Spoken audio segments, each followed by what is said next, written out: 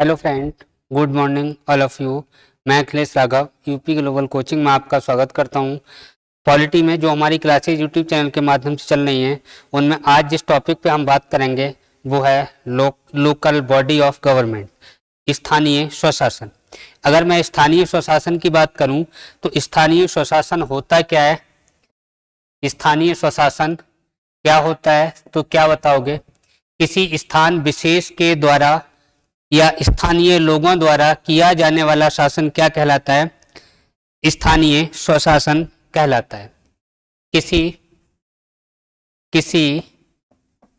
स्थान विशेष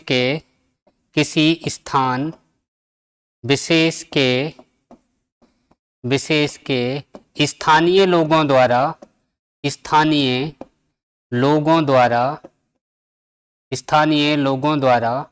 किया जाने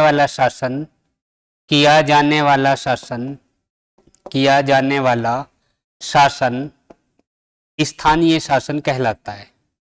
स्थानीय शासन कहलाता है। जैसे अगर गांव में हम देखें तो ग्राम प्रधान शासन कर रहा है, ये भी क्या है? स्थानीय स्वशासन है। जैसे अगर हम बात करें जिला स्तर पर, तो जिला स्तर पर जो शासन करने के लिए होता है वो क्या होता है? जिला परिषद। अगर हम बात करें खंड स्तर पर शासन करने के लिए पंचायत समिति होती है और गांव स्तर पर ग्राम पंचायत का गठन किया जाता है। तो स्थानीय स्वशासन समझ में आ गया होगा। किसी स्थान विशेष के स्थानीय लोगों द्वारा किया जाने वाला शासन क्या कहलाएगा? स्थानीय स्वशासन कहलाएगा। क्या ये स्थानीय स्वशासन मूल संविधान में था या स्थानीय स्वशासन मूल संविधान में था? तो मूल संविधान में स्थानीय स्वशासन तो नहीं था पूर्ण रूप से, लेकिन अनुच्छेद 40 वो इसका आधार बनता है स्थानीय स्वशासन का।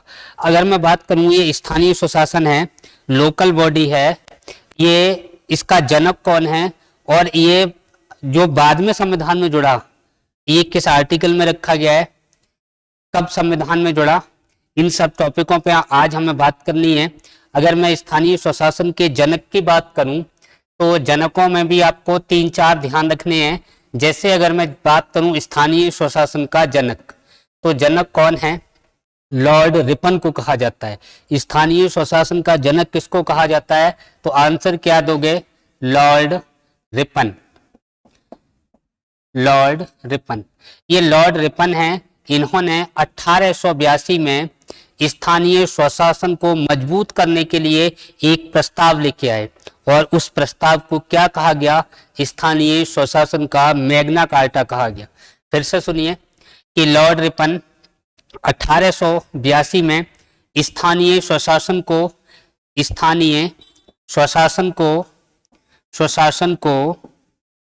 मजबूत करने के लिए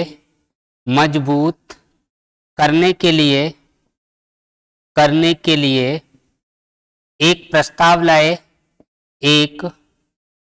लाए और इस प्रस्ताव को क्या कहा गया? इंपोर्टेंट ध्यान रखना, इस प्रस्ताव को स्थानीय स्वशासन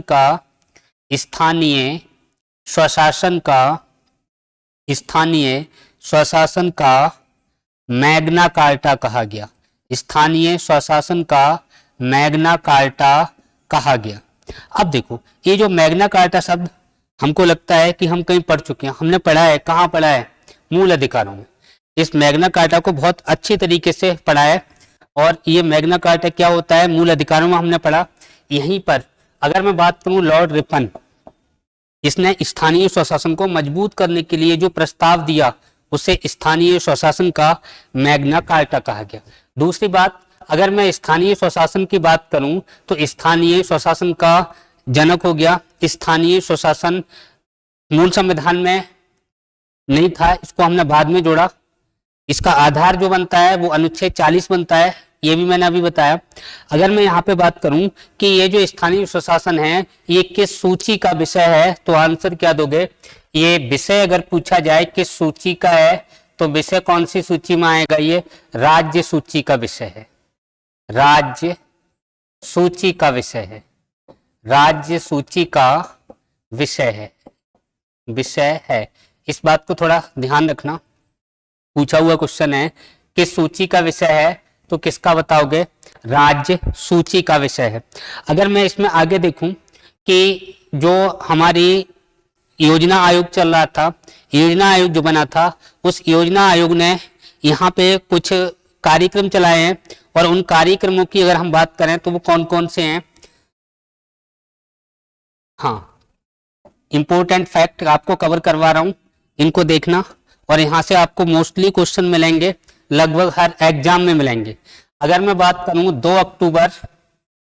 अक्टूबर 1952 को एक कार्यक्रम चला था जिसे सामुदायिक विकास कार्यक्रम कहा गया। सामुदायिक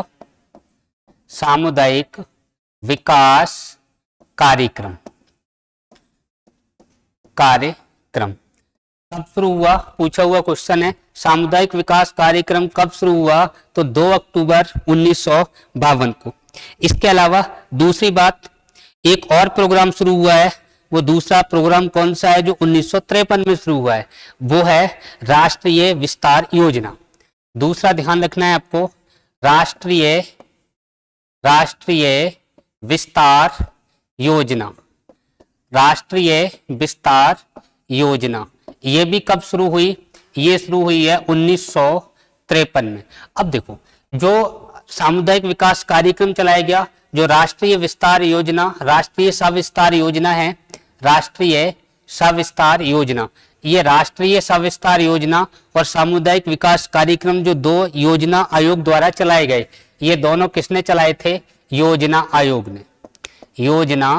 आयोग ने चलाए थे। और इस आयोग द्वारा चलाए गए ये दोनों कार्यक्रम दोनों ही क्या हो जाएंगे, असफल हो जाते हैं, दोनों असफल हो जाते हैं। अब जैसे ही दोनों ये असफल हुए तो इनकी जांच के लिए एक कमेटी बनी, और वो कमेटी कौन सी थी, बलवंत राय मेहता समिति। इन दोनों की ये जब असफल हो रहे हैं तो इनकी जांच के लिए जो कमेटी बन रही है, उस जांच कमेटी का नाम क्या है, बलवंत राय मेहता कमेटी या समिति। बलवंत राय मेहता समिति कब बनी, 1957 में बनती है। बलवंत राय मेहता समिति कब बनती है, 1957 में बनती है। अब ये जो बलवंत राय मेहता समिति बनी, इस समिति ने अपनी रिपोर्ट दी, और इस रिपोर्ट में इस समिति ने क्या कहा, बलवंत राय मेहता समिति ने अपनी रिपोर्ट में क्या कहा, बलवंत राय मेहता समिति ने अपनी रिपोर्ट में क्या कहा, बताइए। इसने जो असफलता का कारण बताया, ये जो असफल हो रहे हैं प्रोग्राम, इनका कारण क्या है, तो इन्होंने क्या बताया था, इन्होंने जो बताया कि लोकतांत्रिक विकेंद्रीकरण का अभाव, या जन सहभागिता का अभाव। इन्होंने जो कारण बताया कि इन्होंने अपनी रिपोर्ट दी, उस रिपोर्ट में क्या बताया, जन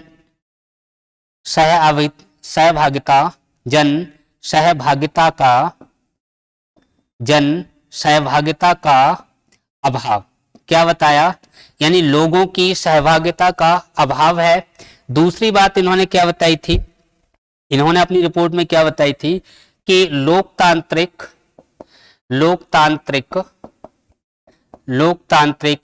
विकेंद्रीकरण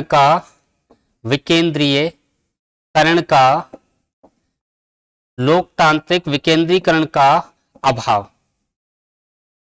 अब देखो, जैसे ही इसने रिपोर्ट दी और इसकी रिपोर्ट पर जवाहरलाल नेहरू उस समय के जो प्रधानमंत्री हैं उन्होंने ध्यान दिया, और जैसे ही उन्होंने इनकी रिपोर्ट पर ध्यान दिया तो उन्होंने एक प्रोग्राम शुरू करवा दिया, उन्होंने पंचायती राज व्यवस्था की शुरुआत करवा दी। इन्होंने देखो 2 अक्टूबर 1959 को भारत में सर्वप्रथम पंचायती राज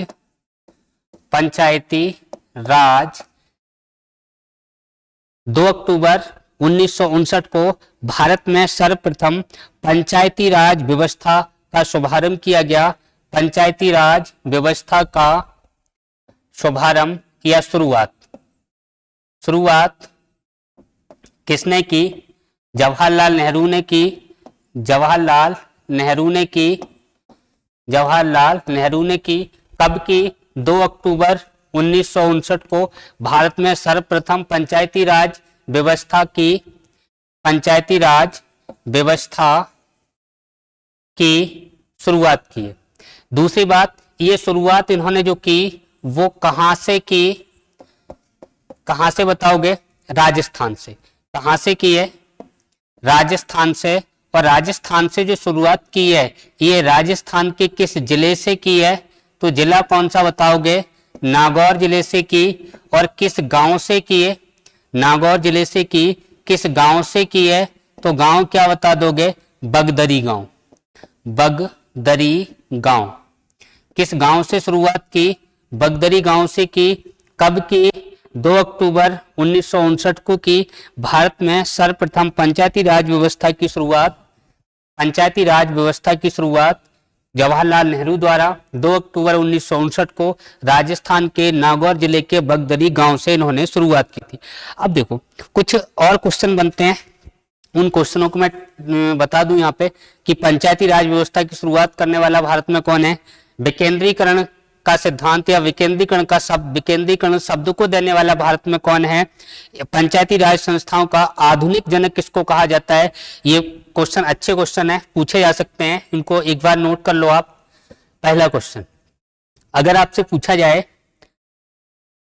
पूछा जाए कि जो स्थानीय स्वशासन है, स्थानीय स्वशासन का जनक कौन है?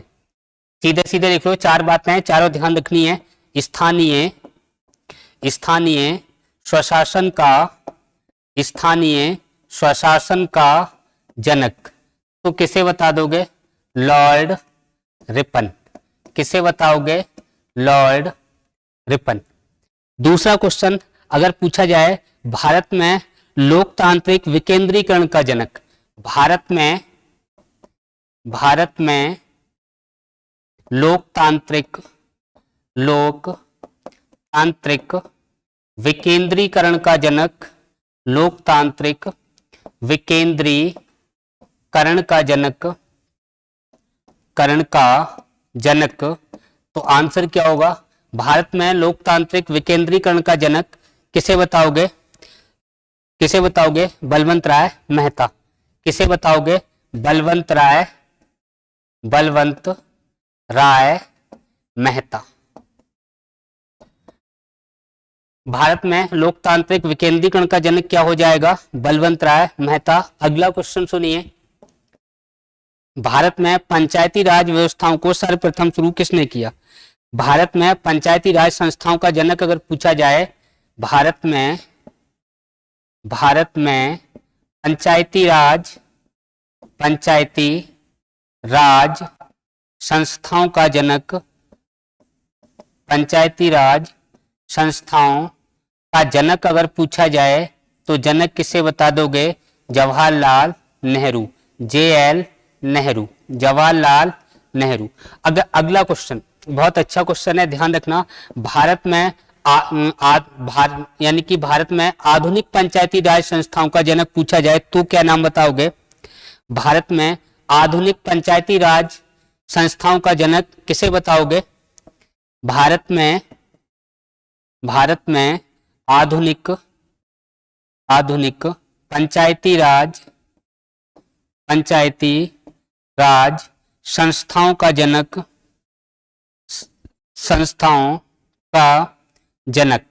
आंसर क्या होगा? राजीव गांधी। आंसर क्या होगा? राजीव गांधी। ध्यान रखना, फिर से सुन लो। भारत में आधुनिक पंचायती राज व्यवस्था का जनक आंसर राजीव गांधी। भारत में पंचायती राज व्यवस्था का या पंचायती राज संस्थाओं का जनक जवाहरलाल नेहरू। भारत में लोकतांत्रिक विकेंद्रीकरण का जनक बलवंत राय मेहता। और स्थानीय स्वशासन का जनक पूछा जाए तो आंसर क्या हो जाएगा? Lord Ripon. इसके बारे में हम अभी पीछे भी बात कर चुके हैं।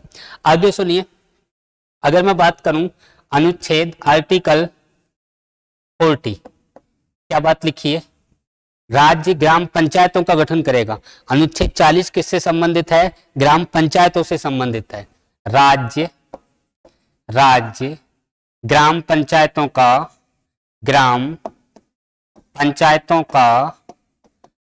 गठन करेगा, यानी कि राज्य ग्राम पंचायतों का गठन करेगा। यह बात कहां लिखी है? अनुच्छेद 40 में लिखी है। अच्छा, ये किसकी सिफारिश पर यह बात अनुच्छेद 40 में लिखी गई? तो इसकी जो सिफारिश करने वाले व्यक्ति हैं उनको ही बता ही दे रहा हूं। सिफारिश जो की के संथानम द्वारा, यानी के संथानम साहब हैं। इन्होंने ये जो ग्राम पंचायतों का गठन राज्य करे, अनुच्छेद 40 में जो बात लिखी गई है इसकी सिफारिश की है। दूसरी बात, ये संबंधित किससे है? ये सेंटेंस, ये बातें संबंधित किससे हैं?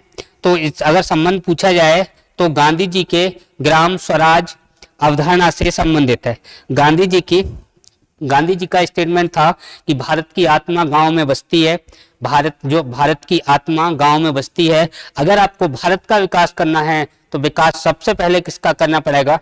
गांव का विकास करना पड़ेगा। ये बात गांधी जी कहते थे और गांधी जी के ग्राम स्वराज अवधारणा से संबंधित है। गांधी जी की ग्राम स्वराज अवधारणा से संबंधित है। बात क्लियर हो गई? देखो, ये जो बात अनुच्छेद 40 में लिखी गई, ये राज्य के लिए बाध्यकारी नहीं है। राज्य चाहे तो इनका गठन करे, राज्य चाहे तो इनका गठन ना करे। ऐसी स्थिति में हुआ क्या? ऐसी स्थिति में बार बार ये प्रयास किया गया कि इनको ऊपर लेवल पर, यानी कि कोई ऐसा प्रावधान लाया जाए जिसके तहत इसको आवश्यक रूप से इसका गठन किया जाए।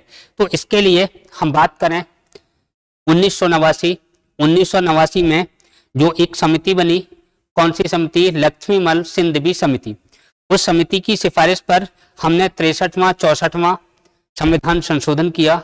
फिर से बोल रहा हूं, 63वां 64वां, वो 63 74 अलग है। फिर से सुनो, हमने 63वां और 64वां संविधान संशोधन किया। इस 63वां 64वां संविधान संशोधन करने के लिए हम लोकसभा में बिल लेके आए। उस समय सरकार किसकी थी? राजीव गांधी की। कब लेके आए? 1989 में। 1989 में जो बिल हम लेके आए, वो बिल लोकसभा में पारित हो गया। जैसे ही राज्यसभा में गया, तब तक जो लोकसभा थी वो अपना बहुमत खो चुकी थी, बिल समाप्त हो गया। इसके बाद 1991 में फिर से सरकार आती है कांग्रेस की। बीच में जो गैर कांग्रेसी लोगों की सरकार रही है, उस समय जो सरकार आई, राजीव गांधी की हत्या 1991 में हुई। उसके बाद जो नई सरकार बनी, किसके नेतृत्व में बनी है? नई सरकार किसके नेतृत्व में बनी? बताइए, नई सरकार किसके नेतृत्व में बनी? बीपी सिंह के नेतृत्व में। नई सरकार किसके नेतृत्व में बनी? बीपी सिंह के नेतृत्व में। हुआ ये, इसमें जो आपको ध्यान रखना है वही बातें मैं लिखवा रहा हूं। 1991 में पीवी नरसिम्हा राव की सरकार बनी। 1991 में पीवी नरसिम्हा राव के नेतृत्व में सरकार बनती है। और ये सरकार किसकी है? कांग्रेस की। फिर से सुनिए आप, जो अभी मैंने 63-64 बोला, वो बिल लाया गया लेकिन वो पारित नहीं हो सका, लोकसभा भंग हो गई। फिर से सुनिए, 1991 में पीवी नरसिम्हा राव के नेतृत्व में कांग्रेस की सरकार पूर्ण बहुमत से आएगी। और इस बार हुआ क्या कि जो राजीव गांधी की हत्या 1991 में हो चुकी है, उनकी जो हत्या हो चुकी है, उनके सपनों को पूरा करने के लिए हम फिर से दोबारा से संविधान संशोधन लेके आए। कब लेके आए? 1992 में। अब देखो, हम जो संविधान संशोधन 1992 में लाए हैं, उसके बारे में हमें बात करनी है। हमने क्या किया, जो स्थानीय स्वशासन है, लोकल बॉडी की जिसकी हम बात कर रहे हैं, उसके बारे में जो हम संविधान संशोधन ला रहे हैं, उन संविधान संशोधनों को ध्यान से देखना है। किस समिति की सिफारिश पर लाए हैं?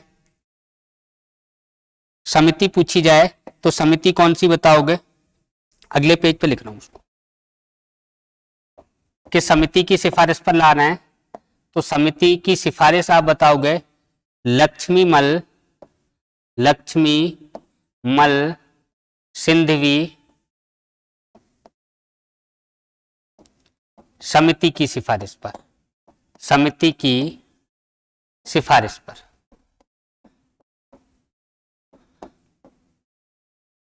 और ये सिफारिश किसके लिए कर रही है? लक्ष्मीमल सिंघवी समिति सिफारिश किसके लिए कर रही है? पंचायती राज संस्थानों को संवैधानिक दर्जा दिलाने की बात कर रही है।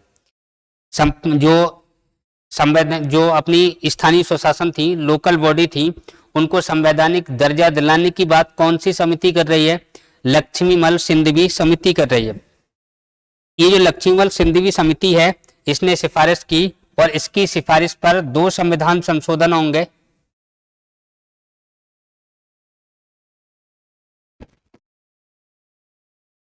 कौन कौन से संविधान संशोधन हो रहे हैं? एक तो देखिए 1992 में 73वां संविधान संशोधन, 1992 में 73वां संविधान संशोधन, 1992 में 73वां संविधान संशोधन। दूसरा हम लेके आए 1993 में, हालांकि 92 में ही लाए हैं, 1992 में 74वां संविधान संशोधन, 74वां संविधान संशोधन, 74वां संविधान संशोधन। अब देखो ये जो संविधान में हम संशोधन कर रहे हैं, हमने ये कब किए? 1992 में। और ये जो लागू हुए हैं वो लागू कब से हुए? 1993 से। ये संविधान संशोधन हमने किए, ये जो 1992 में 73वां संविधान संशोधन, इसका संबंध किससे है? ये जो 74वां संविधान संशोधन है, इसका संबंध किससे है? अगर मैं 73वें संविधान संशोधन की बात करूं तो इसका जो संबंध है पंचायती राज संस्थाओं से है। इसका संबंध पंचायती राज संस्थाओं से संबंधित है। पंचायती राज संस्थाओं से संबंध है। अगर मैं 74वें संविधान संशोधन की बात करूं तो इसका संबंध किससे है? इसका संबंध नगर पालिकाओं से है। इसका संबंध नगर पालिकाओं से है, नगर पालिकाओं से। अगर संबंध पूछा जाए, संबंध किससे है? नगर पालिकाओं से। और 73वें संविधान संशोधन का संबंध किससे है? तो किससे बता दोगे? किससे बता दोगे? पंचायती राज संस्थाओं से। अब देखो, जब संविधान में संशोधन हमने किया है तो कुछ ना कुछ जोड़ा होगा, और इसमें हमने क्या जोड़ा? अगर अनुच्छेद पूछा जाए तो आर्टिकल कौन सा बताओगे? 243 से 243 ओ, यानी कि 243 से 243 ओ तक, यानी कि 16 अनुच्छेद जोड़े। कितने अनुच्छेद जोड़े? इसमें 16 जोड़े हैं, 16 अनुच्छेद जोड़े। इधर लिख दे रहा हूं, इसमें 16 अनुच्छेद जोड़े, 16 अनुच्छेद जोड़े। अच्छा, इसमें फिर कितने जोड़े? नगर पालिका वाले में इसमें हमने कितने अनुच्छेद जोड़े हैं? तो इसमें हमने 243 पी से, इसमें हमने 243 पी से 243 जेड जी तक जोड़ा है। 243 इसके अनुच्छेद पूछे जाएं तो अनुच्छेद इधर यहाँ ऊपर लिख दे रहा हूं, 243 पी से 243 पी से 243 जेड जी तक जोड़े। 243 पी से 243 जेड जी तक जोड़े। दूसरी बात, और हमने इसमें क्या जोड़ा, संविधान के कुछ भागों को भी हमने जोड़ा है। कौन कौन से भाग जोड़े हमने? 9A भाग जोड़ा। कौन सा भाग जोड़ा? संविधान का 9A भाग जोड़ा है।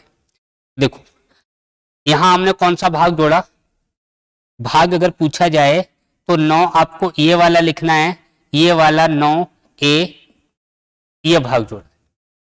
कौन सा भाग जोड़ा? 9A। इधर हमने कौन सा जोड़ा, इधर जो भाग जोड़ा है वो भाग कौन सा है? भाग 9th। और इधर भाग कौन सा है? 9A। कौन सा भाग जोड़ा है? देख लो, भाग 9 किस में जुड़ा है? 73वें संविधान संशोधन में, जो पंचायती राज संस्थाओं से संबंधित है। 9A किस में जोड़ा है? नगर पालिका वाले में, जो 74वां संविधान संशोधन हमने किया है।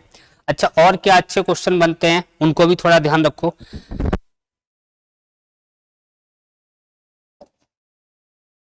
अगर पूछे जाएं, इसमें जो इंपॉर्टेंट क्वेश्चन है उनको मैं लिख दे रहा हूं ऊपर। अगर आपको 73वें संविधान संशोधन में पंचायती राज की मैं बात करूं तो इसमें इसे किस अनुसूची में रखा गया, यानी कि इसमें विषय कितने होंगे, विषय पूछे जाएं तो कितने बताओगे? अगर मैं पंचायती राज संस्थाओं की विषय की बात करूं तो विषय कितने बताओगे? विषय कितने हैं इसमें? 29 विषय। कितने विषय हैं? 29 विषय। इन विषयों का उल्लेख किस अनुसूची में है? ये जो विषय हैं इनका उल्लेख अगर पूछा जाए तो उल्लेख कहां बताओगे? उल्लेख किस अनुसूची में है? तो अनुसूची 11। कौन सी अनुसूची में है? अनुसूची 11। फिर से सुन लो, अगर आपको पंचायती राज या जो भाग हमने 9 जोड़ा, या जिसमें आर्टिकल हमने 243 से 243 ओ तक जोड़े, इसमें कितने विषयों का उल्लेख है? तो कितने विषय हैं? 29 विषय का उल्लेख है। कितने विषय हैं? 29 विषय हैं। और ये 29 विषय का मतलब कार्य, विषय का मतलब कार्य, जो कार्य ये करेंगे। ये जो 29 विषय हैं, इन 29 विषय का उल्लेख अनुसूची 11 में है। कौन सी अनुसूची में है? 11 में। अनुसूचियां कितनी है? 12। 11 किससे संबंधित है? पंचायती राज से। 11 किससे संबंधित है?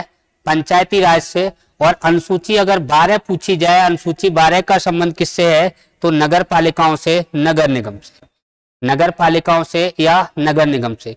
अगर अनुसूची 12 पूछी जाए तो 12 का संबंध किससे है? नगर पालिकाओं से। अनुसूची 12 का संबंध है इस अनुसूची 12 का। इसमें अगर विषय पूछे जाएं कि अनुसूची 12 में कितने विषयों का उल्लेख है, या अनुसूची 11 में कितने विषयों का उल्लेख है, या कितने कार्यों का उल्लेख है, तो अनुसूची 12 में अगर विषय या कार्य की बात करूं तो कितने कार्यों का उल्लेख है? इसमें 18 कार्यों का या 18 विषयों का उल्लेख है। विषय लिख लो या कार्य लिख लो, एक ही बात है। नगर पालिका के कितने कार्य होंगे? 18। ये बात संविधान में दे रखी है क्या? दे रखी है। अगर मैं बात करूं जो पंचायती राज है, पंचायती राज में कितने विषय होंगे? 29। किस अनुसूची में है? 11 में। नगर पालिका किस अनुसूची में है? 12 में। ये इसमें कौन सा भाग 74वें संविधान संशोधन द्वारा कौन सा भाग जोड़ा? 9A। 73वें संविधान संशोधन द्वारा कौन सा भाग जोड़ा? भाग 9। आर्टिकल 73वें संविधान संशोधन द्वारा हमने कहां से कहां तक जोड़े?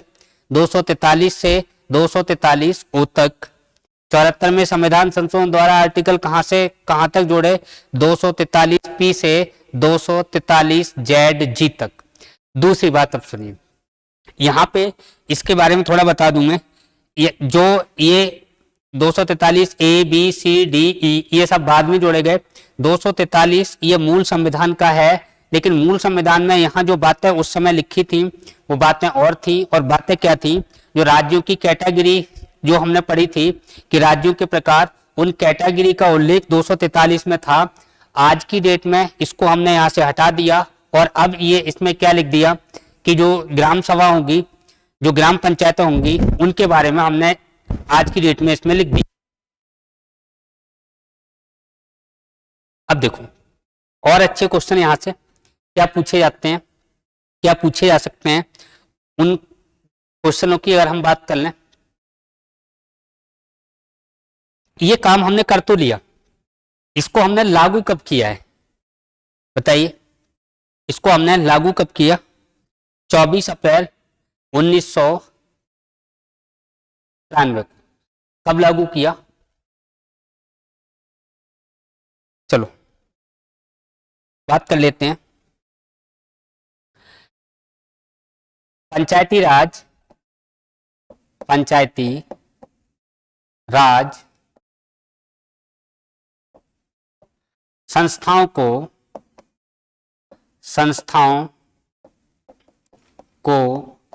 संवैधानिक दर्जा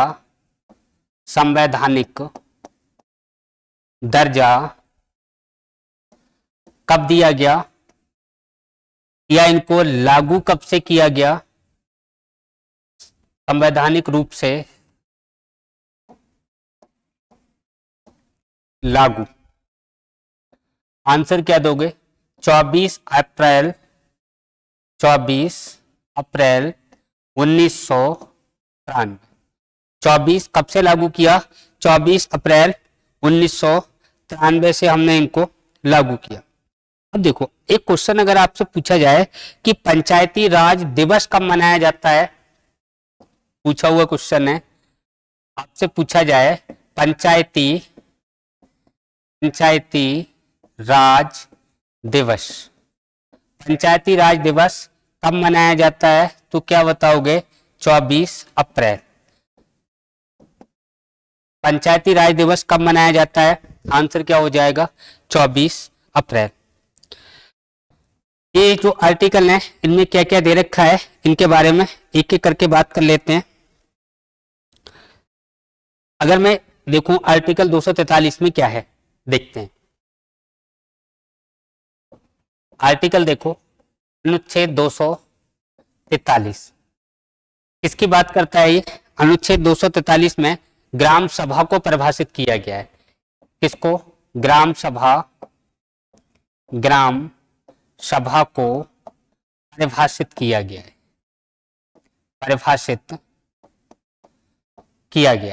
ग्राम सभा को किस आर्टिकल में परिभाषित किया गया है? अनुच्छेद 243 में परिभाषित किया गया है। ये ग्राम सभा होती क्या है? ग्राम सभा क्या होती है? ग्राम पंचायत में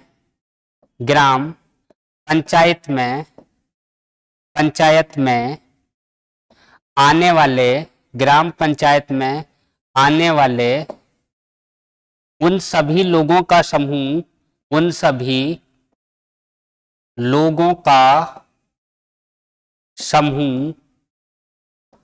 जिनका नाम मतदाता लिस्ट में होता है, मतदाता सूची में हो। बात समझ में आई? ग्राम सभा क्या है? ग्राम पंचायतों में आने वाले उन सभी लोगों का समूह जिनका नाम मतदाता सूची में होता है, यानी जो वोटर होते हैं उन लोगों का समूह क्या कहलाता है? ग्राम सभा। अब इस ग्राम सभा में एक गांव भी हो सकता है, दो गांव भी हो सकते हैं, या हम इसको ऐसे भी कह सकते हैं कि एक गांव या दो गांव के उन सभी लोगों का समूह जिनका नाम मतदाता सूची में हो। अगर मैं ग्राम पंचायत ना बोलूं फिर भी कोई दिक्कत नहीं है, अगर मैं ऐसे बोलूं इसकी परिभाषा को कि एक या दो गांव के उन लोगों का समूह जिनका नाम मतदाता सूची में हो, उनके समूह को हम क्या कहेंगे? ग्राम सभा कहेंगे। ऐसे भी कह सकते हैं, या जो मैंने लिखा है ग्राम पंचायत में आने वाले उन सभी लोगों का समूह जिनका नाम मतदाता सूची में हो, उनको भी क्या कहेंगे? उनके समूह को हम क्या कहेंगे? ग्राम सभा। अच्छा, और अच्छा क्वेश्चन सुनिए आप, बहुत ज्यादा इंपॉर्टेंट, वेरी वेरी इंपॉर्टेंट। अगर मैं बात करूं लघु संसद किसको कहा जाता है? लघु संसद किसे कहा जाता है? तो आंसर आप क्या दोगे? लघु संसद किसे कहा जाता है? आंसर क्या होगा? ग्राम सभा। लघु संसद किसे कहा जाता है? आंसर हम क्या देंगे? ग्राम सभा। लघु संसद किसको कहा जाता है? ग्राम सभा को। और अच्छा क्वेश्चन क्या बनता है, अगर आपसे पूछा जाए पंचायती राज संस्थाओं की सबसे छोटी इकाई, पूछा हुआ क्वेश्चन है, ध्यान रखना। पंचायती राज संस्थाओं की, पंचायती राज संस्थाओं की, पंचायती राज संस्थाओं की सबसे छोटी इकाई, सबसे छोटी इकाई, आंसर हम क्या देंगे, ग्राम सभा। आंसर क्या देंगे, ग्राम सभा। पंचायती राज संस्थाओं की सबसे छोटी इकाई, तब भी आंसर ग्राम सभा। हमसे पूछा जाए लघु संसद किसको कहा जाता है, तो आंसर हमारा क्या होगा, ग्राम सभा। और अच्छे क्वेश्चन क्या बनते हैं, अगर मैं बात करूं, ये जो ग्राम सभा है इसके कार्य का उल्लेख, ग्राम सभा के कार्य, तो अनुच्छेद 243 ए, इसमें क्या दे रखा है, कार्य दे रखे हैं। किसके कार्य, ये ग्राम सभा के कार्य। अब ग्राम सभा के कार्य क्या होंगे, ग्राम सभा के कार्य क्या होंगे, इन कार्यों को अगर हम देखें तो ये वो कार्य करेगा, यानी ग्राम सभा वो कार्य करेगी जो राज्य का विधानमंडल तय करेगा। ग्राम सभा, ग्राम सभा वो कार्य करेगी, ग्राम सभा वे सभी काम करेगी, वे सभी कार्य करेगी, ग्राम सभा वे सभी कार्य करेगी जो राज्य विधानमंडल तय करेगा, जो राज्य विधानमंडल तय करेगा, तय करेगा। फिर से आप सुनिए, ये जो ग्राम सभा के कार्य हैं, यहाँ पे जो कार्य हैं ये किसके हैं, ग्राम सभा के। ये जो ग्राम सभा के कार्य हैं, ये जो ग्राम सभा के कार्य हैं, इनके कार्यों का उल्लेख, पहली बात, संविधान में नहीं है, संविधान में नहीं है। अब संविधान में नहीं है तो फिर ये क्या काम करेगी, ग्राम सभा के कार्यों को उल्लेख संविधान में नहीं है, फिर ये क्या काम करेगी, ये वो सब काम करेगी जो राज्य का विधानमंडल तय करेगा। बात क्लियर हो गई। अब देखो इसकी बैठकें कितनी होंगी, बैठकें कितनी होंगी, ग्राम सभा की बैठकें कितनी होंगी, क्या ये बात संविधान में लिखी है, संविधान में जो लिखा है वो सुनिए, ग्राम सभा की, ग्राम सभा की एक वर्ष में 2 बैठक अनिवार्य है, एक वर्ष में 2 बैठक अनिवार्य है। अब देखो क्या 2 बैठक हैं, इससे ज्यादा नहीं हो सकती। अगर मैं ग्राम सभा की बैठकों की बात करूं तो 365 दिन में 365 भी बैठकें कर सकती हैं, एक महीने में 10-20 कर सकती हैं, अगर 30 का महीना है तो 30 भी बैठक कर सकती हैं। यानी यहाँ पे जो है न्यूनतम बैठक है, एक वर्ष में कम से कम बैठक हैं, वो एक वर्ष में 2 बैठक तो कम से कम होनी चाहिए, इस बात का उल्लेख हमारे संविधान में है। अच्छा, ये जो बैठक हो रही है इनकी अध्यक्षता कौन करेगा, ग्राम सभा की बैठकों की अध्यक्षता, इनकी अगर बैठक हो रही है तो इनकी बैठकों की अध्यक्षता कौन करता है, अध्यक्षता, तो क्या बताओगे, क्या बताओगे, अध्यक्षता कौन करेगा, प्रधान, ग्राम प्रधान, ग्राम प्रधान, या फिर सरपंच इसको कहा जाता है, सरपंच कौन करेगा, ग्राम सभा की बैठकों की अध्यक्षता कौन करेगा, ग्राम प्रधान या फिर हम बोलें सरपंच। अच्छा, इस बैठक की, ग्राम सभा की जो बैठक है इसकी गण पूर्ति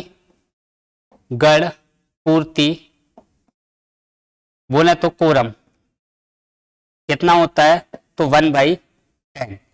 ग्राम सभा की जो बैठक होती है इसका कोरम कितना होता है, गण पूर्ति कितनी होती है, तो कितनी बता दोगे, 1/10। आगे अगर मैं इसमें बात करूं, आगे अगर हम देखें कि जो हमने स्थानीय स्वशासन देखा, इनकी 2 स्तर पर यह होना चाहिए, 3 स्तर पर होना चाहिए, या इससे ज्यादा स्तर पर होना चाहिए, तो इसका क्या प्रावधान है, इसके बारे में हम समझ लेते हैं कि 1 स्तर क्या है, 2 स्तर क्या है, 3 स्तर क्या है। देखो हाँ, पंचायती राज व्यवस्था क्या है इसको देखते हैं। पंचायती राज व्यवस्था कितने स्तर पर है? कहीं 2 स्तर पे मिलेगी, कहीं आपको 3 स्तर पे मिलेगी। क्या पंचायती राज व्यवस्था के 3 स्तर होंगे? क्या ये बात संविधान में लिखी है? नहीं लिखी है। पंचायती राज व्यवस्था के 2 स्तर होंगे, क्या ये भी बात संविधान में लिखी है? नहीं लिखी है। फिर क्या लिखा है उसकी अगर हम बात करें तो देखो, जो लिखा है अनिवार्य रूप से तो ना 2 होंगे, ना अनिवार्य रूप से 3 होंगे, पहली बात तो ये। फिर क्या लिखा है? लिखा यह है कि पंचायती राज व्यवस्था के 3 स्तर, 3 लेवल हो सकते हैं यदि प्रत्येक राज्य की, जहां ये जो पंचायती राज व्यवस्था जिन राज्यों में हम लागू कर रहे हैं वहां किसी भी राज्य की जनसंख्या 20 लाख से कम ना हो। अगर किसी राज्य की जनसंख्या 20 लाख से कम है तो वहां जो बीच वाला स्तर है, उस बीच वाले स्तर या उस बीच वाले लेवल की जरूरत नहीं है। और बीच वाला कौन सा लेवल? खंड स्तर की समिति की या पंचायत समिति की जो खंड स्तर पर बनती है, उसकी कोई आवश्यकता नहीं है यदि किसी राज्य की जनसंख्या 20 लाख से कम है। बात क्लियर हो गई? चलो इसमें देखो, ये पंचायती राज व्यवस्था कितने स्तर पर है? अपने यहाँ त्रिस्तर पर लागू है। कितने स्तर पर बताओगे? उत्तर प्रदेश की अगर हम बात करें तो त्रिस्तर पर लागू है, यानी कि 3 स्तरों पर लागू है। और 3 स्तर ये कौन कौन से हैं? एक तो गांव स्तर या ग्राम स्तर। दूसरा कौन सा है? खंड स्तर। तीसरा जिला स्तर। अब देखो, जो गांव स्तर पर है, गांव स्तर पर कौन सी समिति बनेगी? तो गांव स्तर पर जो समिति बनती है वो क्या कहलाती है? ग्राम पंचायत। क्या कहलाएगी? ग्राम पंचायत। खंड स्तर पर जो समिति बनेगी वो क्या कहलाएगी? पंचायत समिति। क्या कहलाएगी? पंचायत समिति। जो जिला स्तर पर समिति बनेगी, ये क्या कहलाएगी? जिला परिषद। ये क्या कहलाती है? जिला परिषद। अरे बात क्लियर हो गई? पंचायती राज व्यवस्था का 3 स्तर। अब देखो, जो बात मैं अभी कह रहा था कि 2 स्तर या 3 स्तर, वो क्या है? ये जो बीच वाला स्तर है, यदि किसी राज्य की जनसंख्या 20 लाख से कम है, 20 लाख से कम है, तो यह स्तर, ये लेवल जरूरी नहीं है। यानी कि तब इस लेवल का गठन हम ना करें तब भी कोई दिक्कत नहीं है। इतनी बात क्लियर हो गई? आगे देखते हैं। अब देखो, अगर मैं पंचायती राज व्यवस्था जो हमारी चल रही है, पंचायती राज संस्थाएं जो हमारी कार्य कर रही हैं, जो समितियां ये कार्य कर रही हैं, इनका जो चुनाव कैसे होता है या इसमें रिजर्वेशन क्या क्या है, आइए अब इसमें बात करते हैं हम रिजर्वेशन की बात। तो रिजर्वेशन अगर मैं बात करूं, आरक्षण की बात करूं, इससे संबंधित अनुच्छेद कौन सा है? 243D। कौन सा है? 243D। अब ये किसकी बात करता है? ये बात करता है पंचायती राज संस्थाओं में आरक्षण की बात। किसकी बात करता है? पंचायती राज संस्थाओं में आरक्षण की बात। पंचायती राज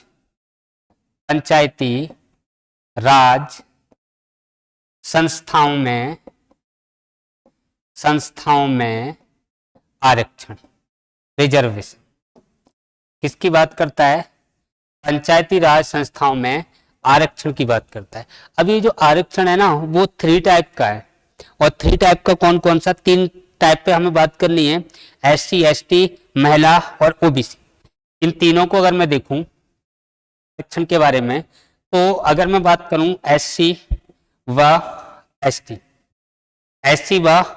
एसटी। तो इन्हें देखो, यहाँ जो क्वेश्चन पूछे गए हैं वो किस लेवल पे, किस आधार पर इनको रिजर्वेशन दिया जा रहा है, वो बात मैं करना चाह रहा हूँ। हालांकि एससी एसटी को भी होता है, कहीं ओबीसी को भी होता है और महिलाओं को भी होता है, तो वो सब बात करेंगे। यहाँ जो मैं बात कर रहा हूँ वो इस बात को लेके कर रहा हूँ कि ये जो आधार एससी एसटी को जो किस आधार पर हम रिजर्वेशन दे रहे हैं, महिलाओं को किस आधार पर रिजर्वेशन दे रहे हैं, और अगर हम ओबीसी को देंगे तो वो किस आधार पर देंगे, उनकी हम बात करते हैं। तो यहाँ पहले रिजर्वेशन की मैं बात करूं तो ये एससी व एसटी को जो आरक्षण पंचायती राज संस्थाओं में दिया जाएगा, इसका आधार क्या होगा, किस आधार पर देंगे, तो इसका आधार हमें क्या बताना है, जनसंख्या। किस आधार पर देंगे, जनसंख्या के आधार पर देंगे, जनसंख्या के आधार पर। ये पूछे हुए क्वेश्चन है, थोड़ा इनको ध्यान रखना कि एससी एसटी को संविधान में जो पंचायती राज संस्थाओं से संबंधित आरक्षण दिया गया है वो आरक्षण किस आधार पर दिया गया है, तो जनसंख्या के आधार पर दिया गया है। दूसरी बात करें फीमेल के लिए, महिलाओं के लिए जो आरक्षण दिया गया, महिलाओं के लिए, तो महिलाओं को जो आरक्षण दिया गया है ये सीटों के आधार पर दिया है। किसके आधार पर दिया है, सीटों के आधार पर। अब सीटों के आधार पर कितना दिया है, 1/3 यानी कि 33%, यानी कि जो सीटें हैं वो सीटों के आधार पर दिया है, और ये कितना दिया है, 33%, या फिर इसको मैं बोलूं 1/3। महिलाओं को जो कुल सीटें जितनी हैं, अगर कुल सीटें 100 हैं तो 100 में से 33 क्या होंगी, महिलाएं होंगी। ये महिलाओं के रिजर्वेशन की बात की गई है। अब बात करें यहाँ पे ओबीसी, ओबीसी के बारे में क्या लिखा है, ओबीसी के बारे में, तो ओबीसी को कितना रिजर्वेशन दिया जाएगा, कितना आरक्षण दिया जाएगा, इसका उल्लेख संविधान में नहीं है। फिर क्या लिखा है कि ओबीसी के आरक्षण की जिम्मेदारी किसकी होगी, राज्य विधानमंडल पर होगी। ओबीसी के आरक्षण की जिम्मेदारी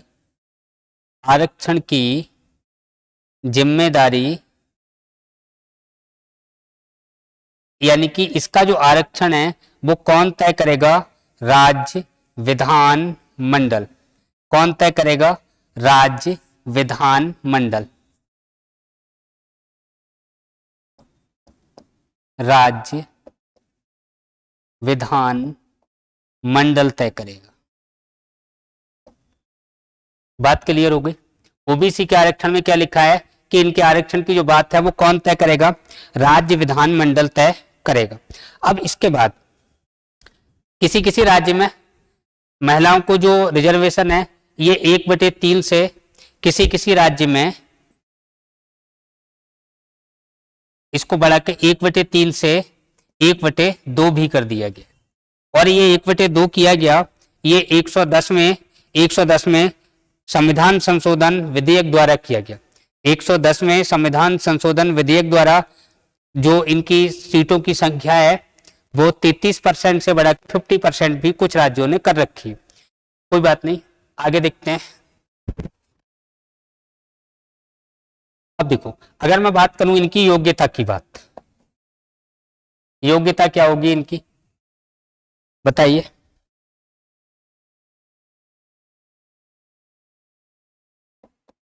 योग्यता, अगर योग्यता पूछी जाए तो योग्यता कितनी बतानी है आपको, योग्यता में केवल एक ही योग्यता दे रखी है, बाकी योग्यताएं क्या होंगी इसकी जिम्मेदारी राज्य विधानमंडल पर छोड़ रखी है। तो जो योग्यता होगी पंचायती राज व्यवस्थाओं के या संस्थाओं के संबंध में, जैसे प्रधान बनना है, बीडीसी बनना है, मेंबर बनना है, तो इनकी योग्यताएं जो होंगी वो क्या होंगी, तो सिर्फ एक ही योग्यता दे रखी है, और वो योग्यता क्या है, न्यूनतम आयु कितनी होनी चाहिए, 21 वर्ष। शेष योग्यताओं का निर्धारण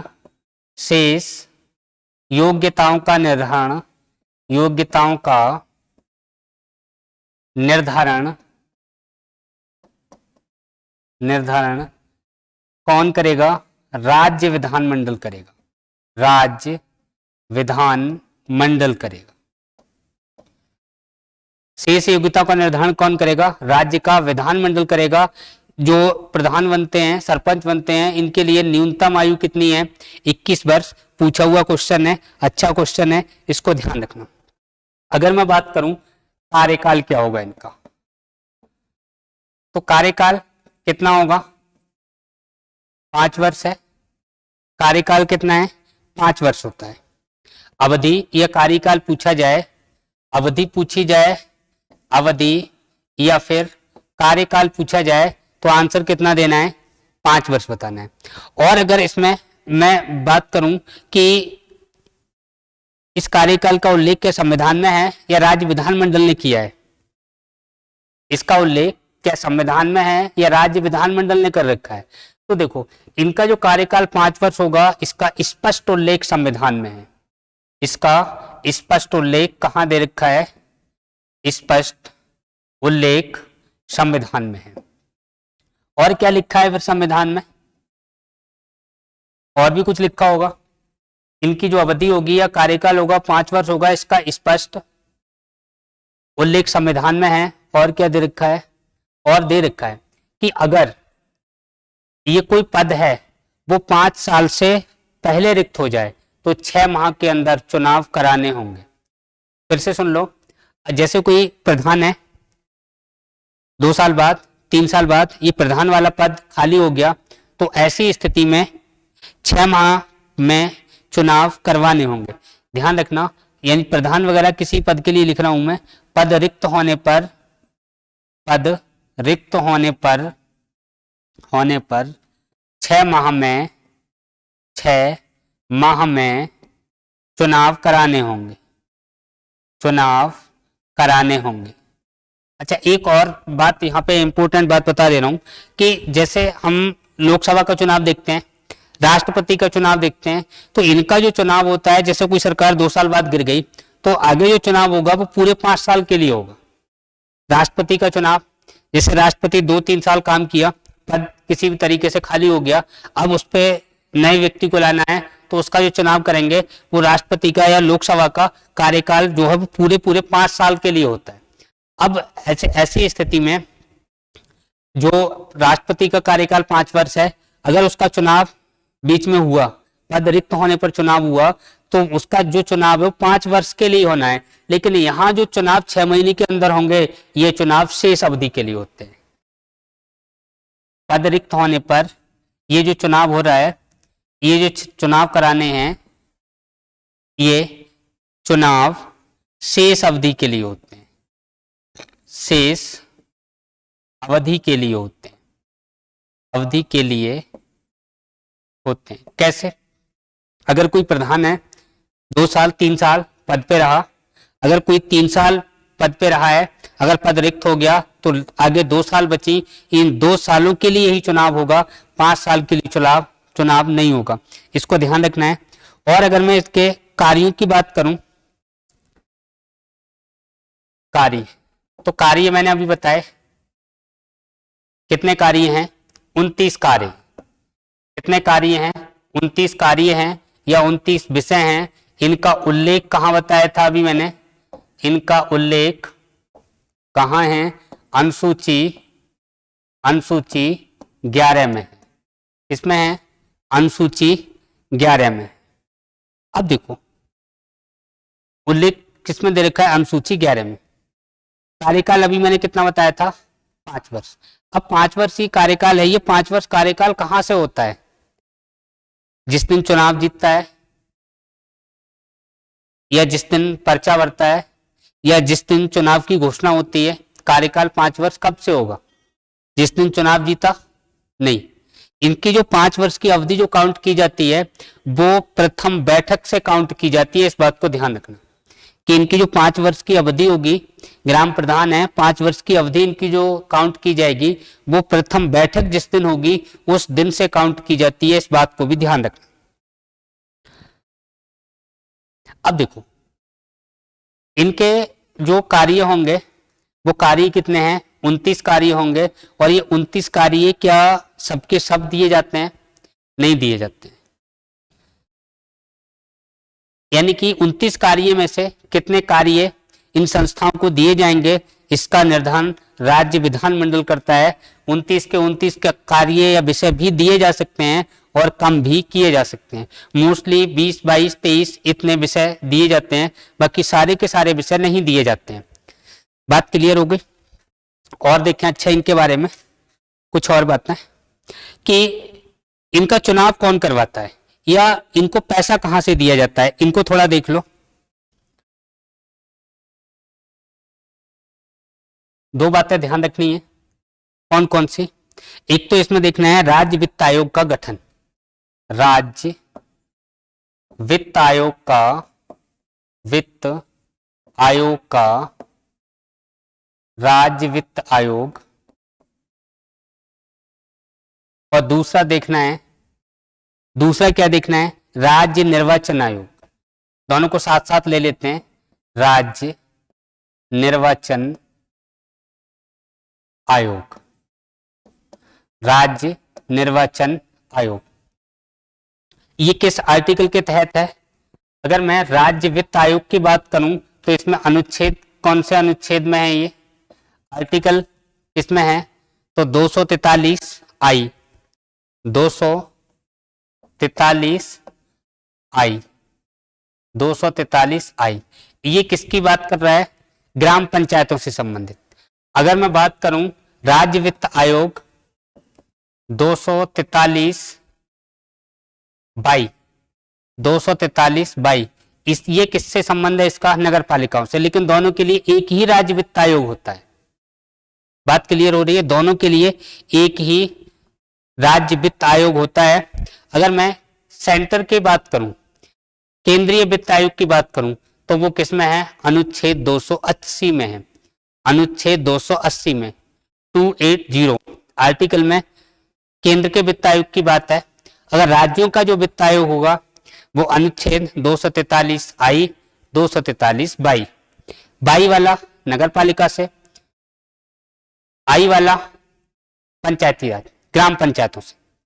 तो ये जो ग्राम पंचायतों से संबंधित है ये, और नगर पालिकाओं से संबंधित है ये, दोनों के लिए होगा एक, काम एक ही करेगा। अब देखो इसका जो गठन है, गठन ये कौन करेगा? तो क्या बताओगे? कौन करता है? गवर्नर, राज्यपाल। कौन गठन करेगा? राज्यपाल। राज्य वित्त आयोग का गठन कौन करेगा? राज्यपाल। ये काम क्या करेगा? कार्य क्या करेगा? पैसा देगा, धन देगा। किसके लिए? पंचायती राज संस्थाओं और नगर पालिका दोनों के लिए। ये पंचायती राज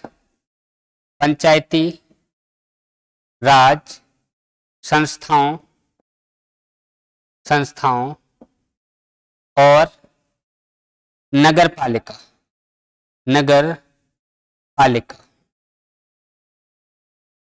और नगर पालिकाओं, इनके लिए ये धन का आवंटन करता है। किसका आवंटन करता है? धन का आवंटन करता है। अगर मैं बात करूं, ये जो वर्तमान में वित्त आयोग चल रहा है, तो वर्तमान वित्त आयोग के अध्यक्ष कौन है? उत्तर प्रदेश के राज्य वित्त आयोग के वर्तमान अध्यक्ष कौन है? आनंद मिश्र। यूपी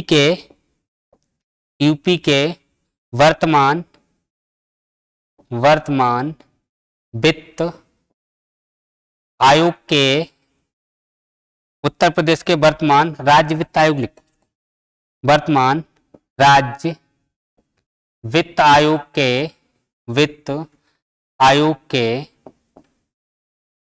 के अध्यक्ष कौन है? आनंद मिश्र। क्या नाम बताओगे?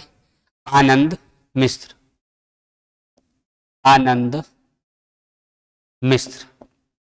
क्या नाम है? आनंद मिश्र। राज्य निर्वाचन आयोग की बात कर लेते हैं। अगर मैं राज्य निर्वाचन आयोग की बात करूं, ये किस अनुच्छेद में है? तो आर्टिकल इससे संबंधित कौन सा है? 243 के। 243 के कौन सा आर्टिकल है? 243 के। अच्छा, इसके लिए पदनाम निर्धारित किया गया है जिसे राज्य निर्वाचन आयुक्त कहा जाता है।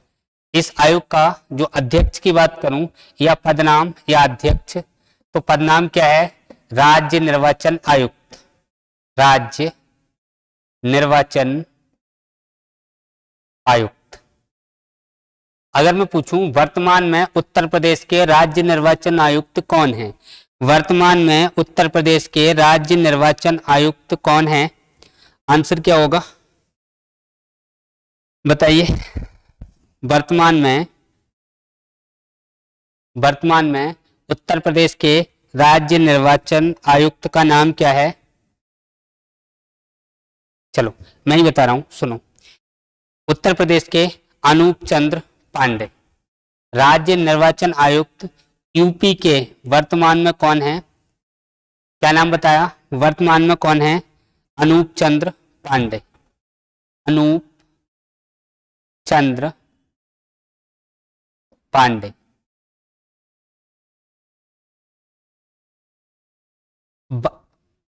राज्य निर्वाचन आयुक्त वर्तमान में कौन है?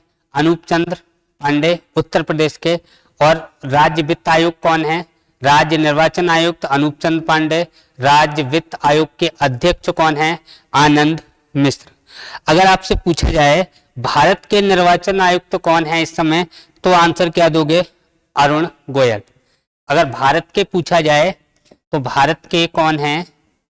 अरुण गोयल। अरुण गोयल भारत के निर्वाचन आयुक्त हैं। अगर भारत के वित्त आयोग के अध्यक्ष पूछे जाएं तो क्या बताओगे? श्री एन के सिंह। भारत के वित्त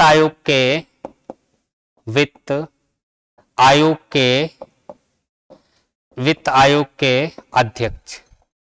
आंसर कौन क्या है? श्री एन के सिंह। श्री एन के सिंह कौन है? श्री एन के सिंह। और भारत के वर्तमान निर्वाचन आयुक्त कौन है? अरुण गोयल। आज हम अपनी बातों को यही समाप्त करते हैं। कल फिर आपसे मुलाकात करेंगे, फिर मिलेंगे। थैंक यू, धन्यवाद।